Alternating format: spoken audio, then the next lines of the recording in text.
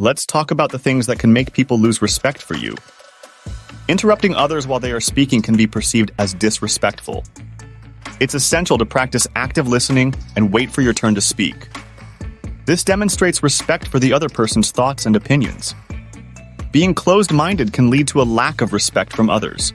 Engaging in gossip or speaking negatively about others behind their back can erode trust and respect. It's crucial to address issues directly with the person involved, rather than discussing them with others. Dishonesty can severely damage relationships and lead to a loss of respect. It's vital to prioritize honesty and integrity in all interactions to build and maintain trust. Exploiting someone's kindness or generosity can diminish their respect for you.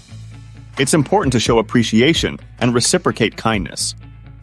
Inadequate communication can lead to misunderstandings and a lack of respect.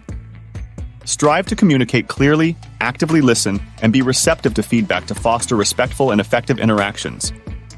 By being mindful of these behaviors, you can work towards earning and maintaining the respect of those around you. It's essential to cultivate positive and respectful interactions in both personal and professional relationships.